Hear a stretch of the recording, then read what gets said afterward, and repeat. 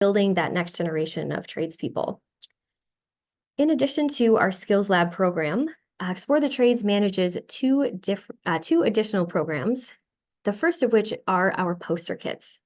So these posters are free to request and help illustrate careers in the trades.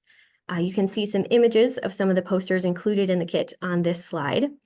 And to date, we have sent over 2,700 poster kits to over 1,800 locations across the country. With a presence in almost 10% of school districts in the US, over 400,000 students have been impacted by this tool. Another resource is our More Than an Elective Education Partner Program. This initiative was launched in June of 2023 and is an opportunity for schools to sign up and receive a classroom kit from Explore the Trades. A photo of the classroom kit is also included on the slide here. And this kit contains handouts, posters, STEM information, anything that an educator would need to talk with their students, parents, and fellow teachers about the skilled trades. In return, Explore the Trades reaches out to these schools 2 to 3 times per year to learn what materials are working well, what could be improved, and if students are choosing to pursue careers in the trades.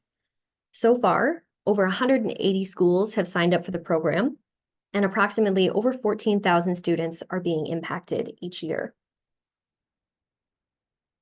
So Explore the Trades builds relationships with education and counseling professionals, along with service contractors and industry vendors like Ferguson, to bridge that information gap and bring the skilled trades conversation back into classrooms. Ferguson is a national plumbing and HVAC distributor who is committed to strengthening the communities in which they serve. In 2021, Ferguson and Explore the Trades partnered to create the Skills Lab initiative with the goal to bring the skilled trades to schools across the US and Canada. So as you can see from our list of recipients, we've had substantial growth of the program. Our pilot year produced 3 labs located in Florida, Kansas, and Texas. In our second year, we more than doubled our impact, with 10 high schools and 1 middle school being a part of the Skills Lab initiative. We are excited to have applications open for a third year to continue bringing the plumbing and HVAC trades into classrooms around the country. In looking at this list, if you have questions about a certain trade, equipment, etc., and would like to connect with a certain Skills Lab location, please reach out to our team and we can facilitate that connection. So let's talk a bit about eligibility and what makes a school a good fit for the Skills Lab program. So as previously stated, both middle schools and high schools, grades 6 through 12, located in the US and Canada are eligible to apply. So this includes public, private, CTE, or charter schools as well. The only schools that are ineligible to apply are schools that have received a Skills Lab award within the past 24 months. So whether your school has an existing program that needs some updating, or your school would like to introduce the plumbing or HVAC trades to your students, there is an opportunity for you.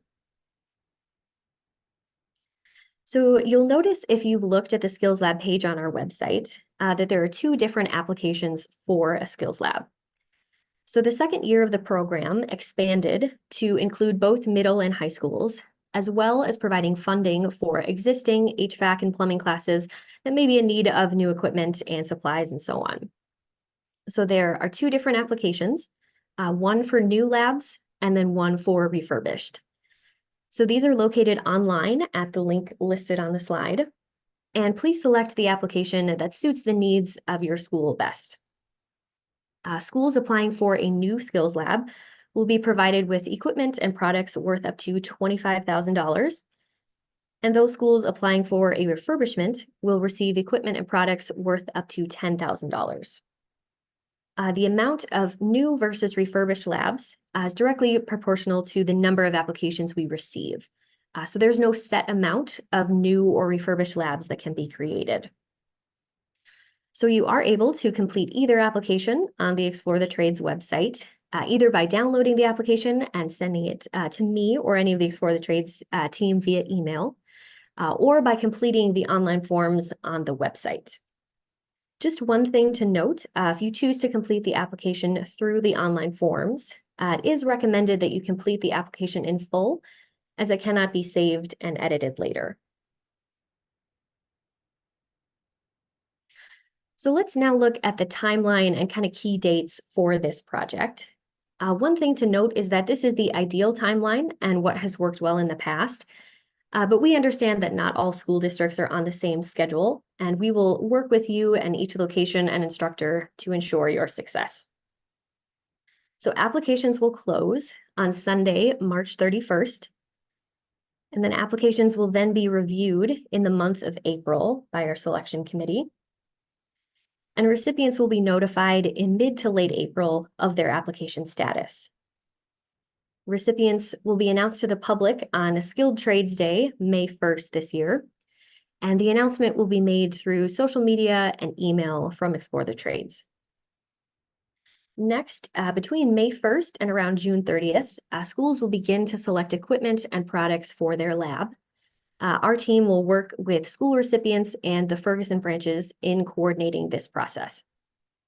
And ideally, schools will be in contact with their respective Ferguson branch by around July 1st.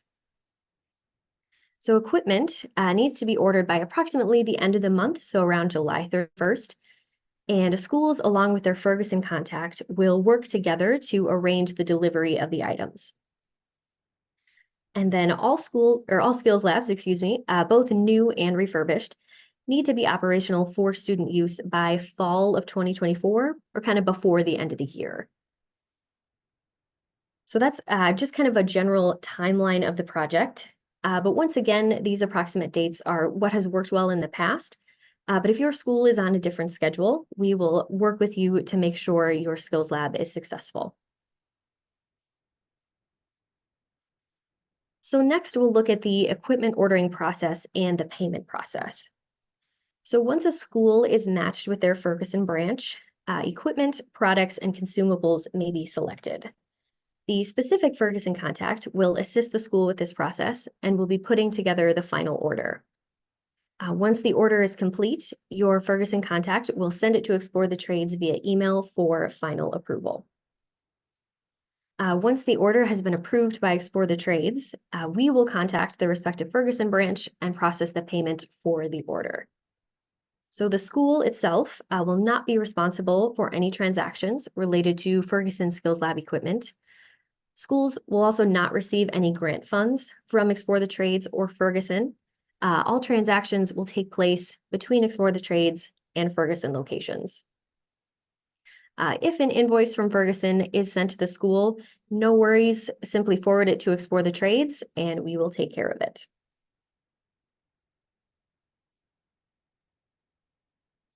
So there is a wide variety of equipment, products, and consumables that can be selected for a skills lab, from large water heaters and sinks and toilets, all the way down to small fittings, piping, goggles, and gloves. Schools will work with their Ferguson contact to determine which items are a good fit for their space and what is needed based on their curriculum. Lastly, recipients may use up to 10% of their grant funds towards any additional materials not available through Ferguson. So just as an example, we had a skills lab location that needed to purchase some lumber for their lab. So they used that 10% portion to purchase that lumber through another vendor. And the same process applies for ordering these materials. Simply forward the order to Explore the Trades for approval, and we will take care of payment. So before we discuss the follow-up reporting required for this grant, we want to mention just some additional program details. The Skills Lab program is meant to give plumbing and HVAC classes a jump start in schools and provide the equipment necessary to get either a new program started or give a refresh to an existing program. Due to the different requirements for plumbing and HVAC curriculum in each state, each school is responsible for selecting and implementing the curriculum that meets the criteria set by your school district and also each school's Department of Education, or each district's Department of Education, or state. Goodness sakes. You can also work with a local home service company to see what plumbing or HVAC knowledge they like to see from students coming out of school. And then secondly, we wanted to mention that each school is responsible for selecting and hiring their own instructor. So again, due to the different requirements in each state, the instructor of the Skills Lab is the responsibility of the school. So finally, we'll look at the reporting metrics and follow-up required for a Skills Lab. Recipients can expect to provide success metrics up to 3 times during the academic year. Regular reporting can include student and/or instructor surveys, number of students enrolled in the class, student success rate for completing tasks and skills, student and/or instructor testimonials about the lab, and if any students are pursuing apprenticeships or careers in the trades. So the reporting metrics will be emailed to Skills Lab instructors throughout the year, and these surveys will be sent in October of 2024, January of 2025, and May of 2025. And then in addition to a reporting metrics document, there is the potential for Explore the Trades to do an in-person or virtual site visit to a skills lab. This will, of course, depend on schedules for both the school and for our team. But please note that photos and videos are always welcome and appreciated so we can promote the success of your school and of the program. So now that we've gone over the details of the Skills Lab program, we're going to hear from some of our current Skills Lab instructors. Thank you so much to our current instructors for joining us today. We're so thankful for your support and being willing to speak about your experience with the Skills Lab program. We're going to spend probably about 10 to 15 minutes with our current instructors before we leave time for questions at the end of our webinar.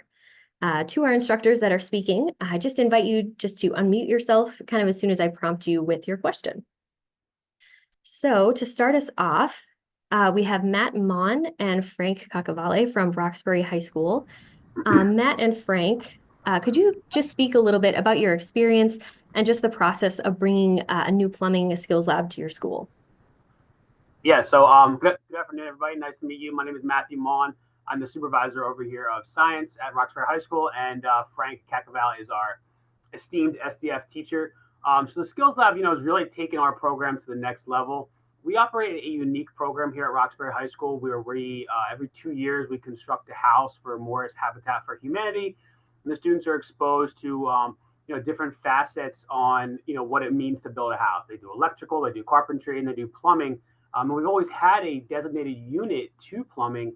We've never really had, the means and the tools to really convey that to the students and really walk them through the process. We often have a plumber come out and kind of do it, but kind of show the students, but they don't really have an opportunity to experiment on their own. So the Skills Lab, really spoke to us when we applied for it, and has really enabled us to build a mobile plumbing station where students can get experience on working with a toilet, working with the sink, and different shower heads and things, and see the background of it and the intricacies that go into the plumbing, whereas previously they weren't exposed to that. Awesome. I think Frank could speak a little bit about that too. Frank works with our students every day. And Frank, how the tools really help the students achieve our goal of that plumbing unit we teach? Yeah, so I do think there's 2 really great things that have happened. The very first, at the onset of this grant, I'm not a plumber by trade, and while I pride myself on trying to grow as a professional, this was an area that I wanted to teach more and didn't know a lot about. And our contacts at our local Ferguson branch really, really went above and beyond, and were able to talk to us about, one of the things was, I know that ProPress, for example, was a really cutting edge, widely used tool, but I don't know a lot about it. I didn't know which one to get. I didn't know what other materials to get. And they were really able to help me through that ordering process. So it wasn't just asking for that list of, oh, you've got this much money, let us know what you want. But they helped to cultivate that list, which was really critical and so appreciated through this process. And then as a result, we were able to get materials, instructional materials, consumables, as well as tools, so that our students were really learning with the actual tools and products that they would see in the field when they leave our high school. So I think that for those 2 reasons were really the 2 And they're just two of so many benefits, but two standout ways through this process that we've seen our program grow, and we've really been able to see a lot of help from this grant, as well as the supporters of this grant, primarily those at Ferguson. Awesome. Thank you so much, both Matt and Frank, for being willing to speak with us. Next, I believe we have both Suzanne Van and Gary Vickers here from Tom Haney Technical College. And Gary, I'm going to throw a question over to you first, but the individuals who registered for the webinar were able to submit some questions ahead of time. And one question that came up was kind of what are the math and literacy skills that are required to get into a career in the trades? Yeah, for us, I mean, you are going to have to be able to definitively do basic math. For our school, we have, a ninth grade math level that's required at least to be able to attend the class or to graduate from our program. But after that, I mean, you are going to have to get into things regarding psychometrics and enthalpy that are more of charting. I mean, it's still algebraic and still basic math, but you just have to be able to chart through different types of load calculations and such without too much hindrance. So I'd say at least 9th, 10th grade math level should cover where you need to be at to be able to do it. So it's good for high school students to start off in that world. Awesome. Kind of one more additional question for either Suzanne or Gary, whoever would like to take it. But could you just share your experience kind of with the selecting and ordering process of equipment with Ferguson, and just kind of like what that was like? Were they able to help you a lot with selecting equipment, and just kind of what that whole process was like for you? Yeah, kind of the same situation that Matt and Frank had. We our guys at Ferguson were able to put together with us a list of equipment that they could get for us and bring in.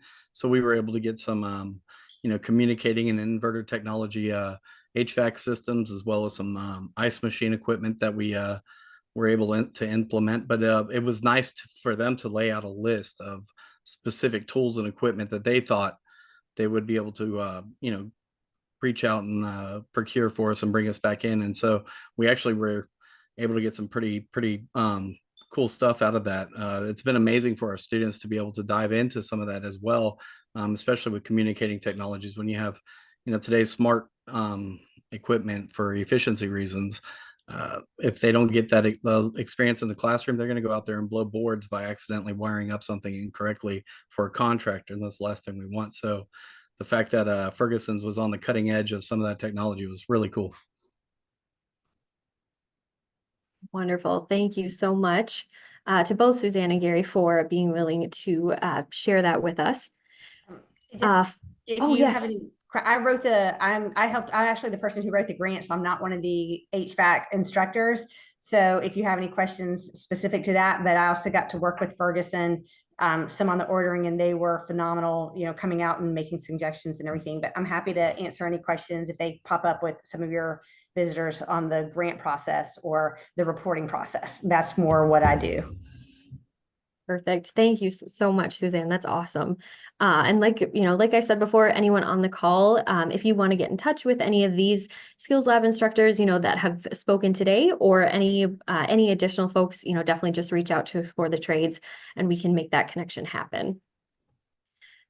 Finally, I believe we have David Richardson from West Lincoln Middle School on the call here.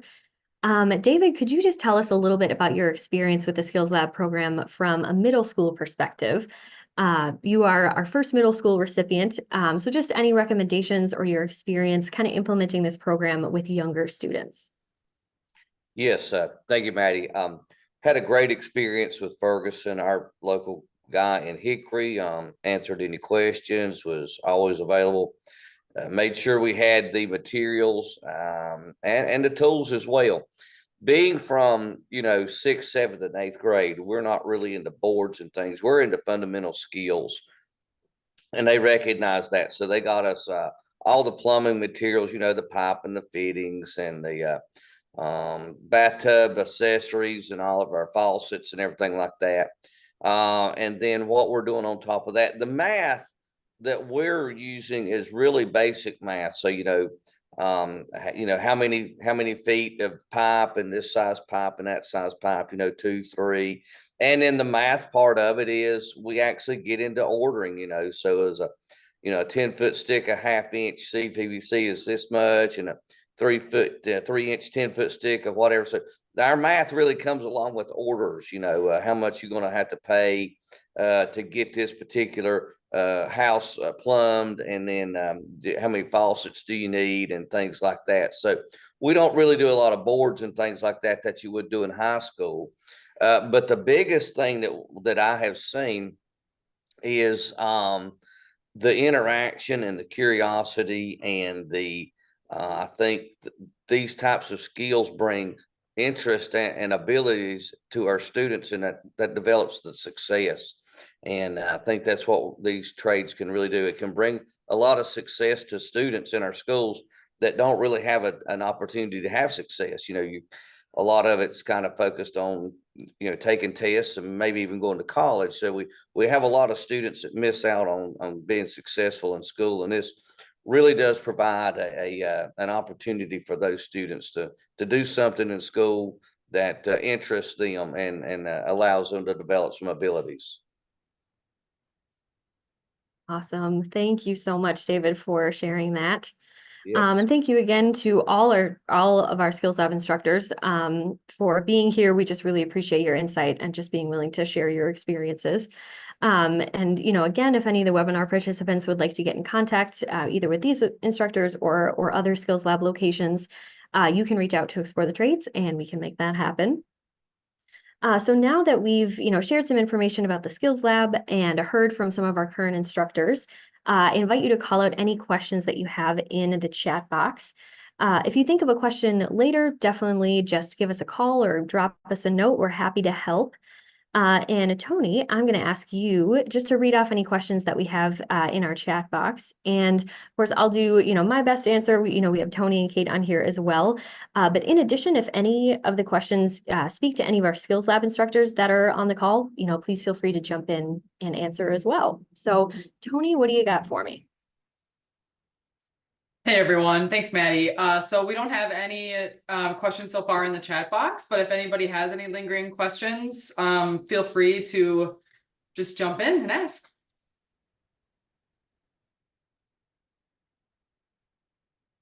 Perfect. Well, I think that's the first webinar I've ever been on that didn't have any questions in the chat box, but we'll definitely we'll wait just a smidge to see if anyone has any questions that they want to bring up. Again, you can always contact us afterwards, but just going to give people a moment. Oh, it looks like we may have one that has come through. Okay, so from Josh Rogers, we have a question that says, any course ties to clean energy, so like solar or batteries or electric vehicles, anything like that? I'm going to ask any of our Skills Lab instructors first to answer this question. In the curriculum that you've been using in your Skills Labs, has anything tied to clean energy or solar or batteries or anything like that? Frank, go ahead and answer for us. Sure. So I guess our course, just for a real quick background, is a little unique that we don't go over maybe one specific area for a full year or for 2 years like we see in some technical programs, but try to go through a wide variety. As part of our electrical unit, our students actually become certified as commercial solar panel installers.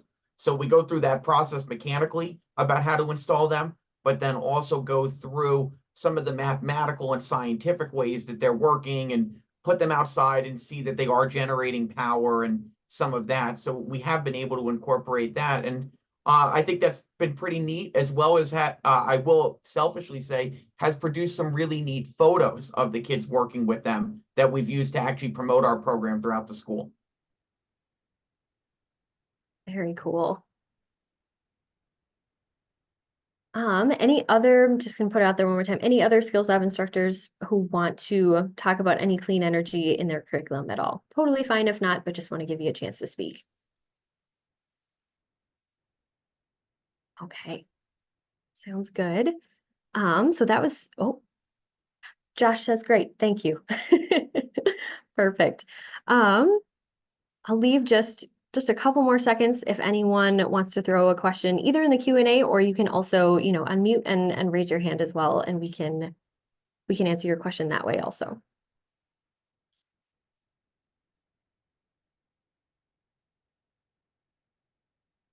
All right. Well, this must have been a very informative webinar because we don't have any more questions. But thank you all so much for joining us today. And just again, I invite you to contact us directly with any additional questions. As a reminder, actually first, in order to contact us, you need our contact information. So I'm going to throw that up here. There we go. So just as a reminder, we will be emailing out a recording of this webinar along with the slide deck, so everyone can have this information. And on behalf of the Explore the Trades team and myself, thank you so much and enjoy the rest of your week.